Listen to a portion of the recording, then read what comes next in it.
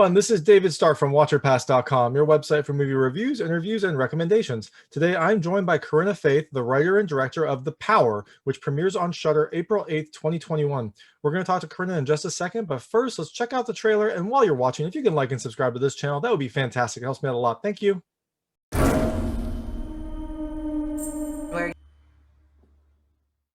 Hiya. Hi, Corinna. How are you? Hello. I'm good. Great to meet you. Great to meet you too. Thanks so much for your time.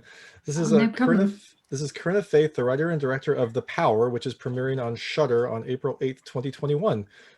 It is a very unsettling film in many ways. It's unsettling at the start because it's such a good horror film, and it's unsettling as you kind of learn more about the underlying subject matter. It was such a tense but also just amazing experience. The first question I wanted to ask is about the title. I love the title. It feels like this film has a lot of double meanings, and the title is one of them. So, how did you kind of arrive at that? Was that kind of the first title you thought of, or was it something that you came to as you were writing the film? Yeah, the title's been a funny one because there's a very successful book also called The Power, which went into production at the same time, and it was like the second title I think that I'd come up with that had been then taken by another project, and I was like, damn, what am I going to do now? And so we spent the whole shoot thinking, oh god, we've got to come up with another title. It'll have to be different because our project's smaller and theirs is massive, and nobody will find us, and I'm having spent about a year trying to think of another one. In the end we just went, no, this is our story. It works for our story and we're keeping it regardless. It's obviously a title that's about the power cuts that are the backdrop for the story, the lack of electricity. It's about the loss, the lack of power that the lead character has in her life and in this institution. And I guess it's about the power that she grows into through the story as well. Yeah, no, definitely. And the power dynamics that just kind of took place in this hospital, and I don't think this was unique to a hospital. It seems like that's just probably how society was for women at the time, it's just so interesting to see. Yeah, I think absolutely. I think it was kind of representative anywhere, but it's an interesting time to set something and have that conversation, because we also, as we were making it and as everyone was working on it, we're kind of thinking, well, is that about the 70s or is that about now? I mean, there is very little in that story that wouldn't be relevant to now. So it's always interesting taking a historical view on things in that way. Yeah, and it's also just great to kind of see both how far we have come, but then also, as you pointed out, like how much farther there is to go. I think it's hopefully, fingers crossed, it seems like society is starting to kind of come to grips with just the inequity between women and men in the workplace, and between the job opportunities that are open to both genders. So I think it's a good story to publish now, and it's also just a good talking point for where we still need to go in this society as we're kind of coming to terms with that. Yeah, I agree. Yeah, I mean, it's still all very relevant, but it's been an interesting couple of years for the conversation, I think.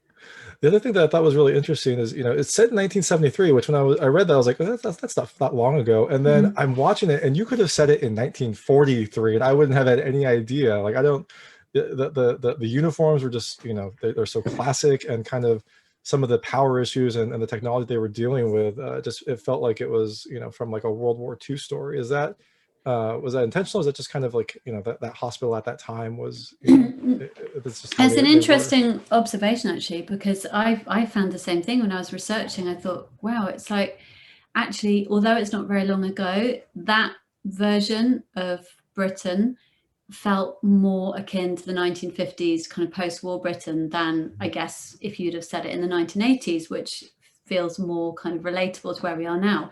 And I think that it was a kind of a tipping point decade, maybe in lots of places in the world, but it was really different and really entrenched. And I watched a lot of interviews and stuff of people talking, nurses and stuff in hospital, and they even spoke really differently. Like, I think we speak about twice the speed now.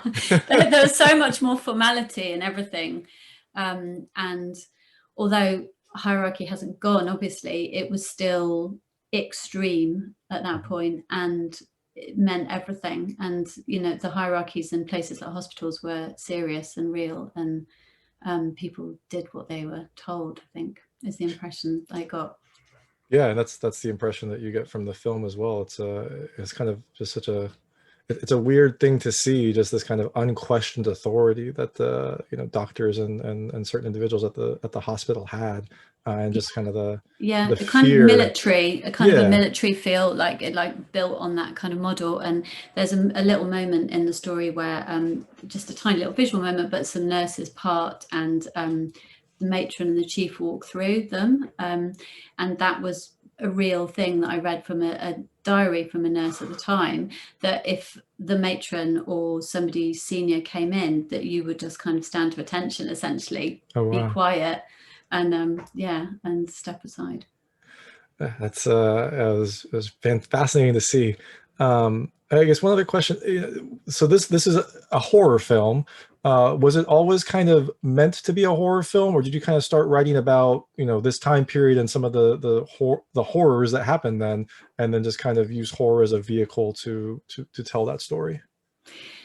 I guess it was a combination, but it was always going to be a ghost story horror film. But it was just that I was looking at that, at real stories of institutional abuse that were breaking at the time when I started writing it, and that were horrifying truly in their own right.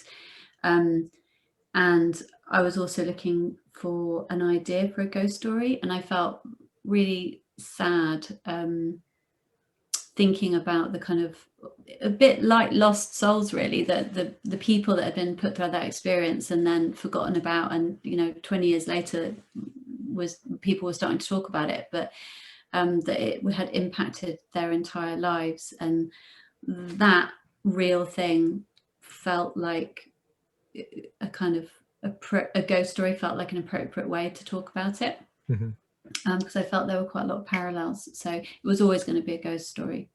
Yeah, and I think that's. I mean, obviously, it's your movie, but I think that was the right choice, because it does kind of it brings the issues kind of to the front and lets you kind of experience what those people went through. And that's I think it's so great to kind of tell this story, because you read about these types of horrors and abuses that have happened, but I think just society in general, when you read about it, you kind of feel that, like, oh, that's terrible, and then you kind of move on to whatever the next story is. Whereas this, you kind of get to live in that world for a tense hour and a half and just really experience what happened. Even if it is in a supernatural context, it really does kind of affect you. Right, but although the kind of supernatural element of it is not real, the way that you can use very extreme emotion in that kind of storytelling is real.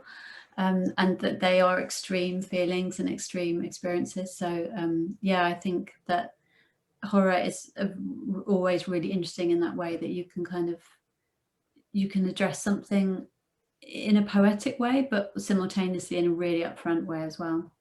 Yeah, and also, I mean, that's one of the things I've loved. I've always liked horror, but I've really kind of gotten more deep into it in the last couple of years, and it's just such a great vehicle to tell these types of stories. I think my favorite horror films are ones that have alternate messages that come through, because you can reach a larger audience and really kind of affect people that you might not watch a documentary about this, but you might watch a horror film about it and kind of learn something and get affected.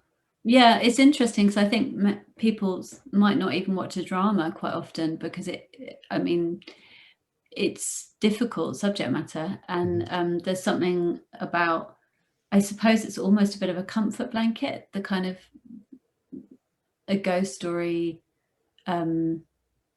way in, so you kind of know that your hand's going to be held a bit through it being a genre thing, but then you can really say exactly what you want to the audience within that. Yeah, definitely. And one of the other reasons that the emotion in this film comes through is just the phenomenal acting, especially Rose Williams. Like, how did you find her, and also how did you get her to do like some of the the contortions and just kind of the emotional changes that she had to go through to portray this character? Yeah, Rose has been just such a brilliant thing it's we've just had a great time really kind of finding each other and working together. I was looking at a bunch of people reading, and she stood out very instantly because she managed to just make it feel like a real person. In the tiny little reading that I got sent, it just popped out as she just was somebody who could inhabit this quite diminutive character, present her in a kind of, I just liked what she was doing and who she was in that character straight away.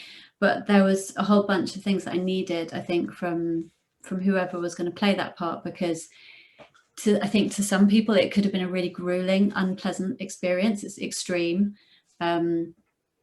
I wanted somebody who, I mean, you can't enjoy these things all the time, but would find it enjoyable in a way, kind of pushing themselves to that place. And I think she was really hungry to show what she could do and how far she could go. And I wanted the part to go to somebody that it would work for them as well. Yeah. So that it wasn't just like I was putting somebody through it. And it was, I think, quite fun for her and refreshing in a way, because she'd just come off doing Sanditon before our shoot, which she loved, and it was gorgeous and all those things and the beautiful costumes. But this was like the absolute extreme opposite. It was ripping off the bodice and throwing it away and going to a very different place. So we just worked very closely together. She did a lot of research before. We prepared as much as we could. We worked out all the kind of stunts and physical scenes together beforehand. And she did all her own stunts in that way. I was wondering about that, because some of those stunts I couldn't do that, and I'm just amazed that she was able to kind of sell that so well. Like some of those. Yeah, there's a kind of particular scene which is extremely physical. Yep. And she and I spent 2 days in a studio kind of mapping it out, and she learnt it like a dance really and just practiced it. So when we came to shoot it, she could do it repeatedly, not too much because it was grueling and exhausting, but she knew what she was doing, we knew what we were doing, and she just went for it. That was a powerful scene, and one that you're kind of like really kind of start to see the supernatural aspects of this film. Yeah, it was brave. I think she's very brave, and that was what's so fun working with her. Yeah, definitely.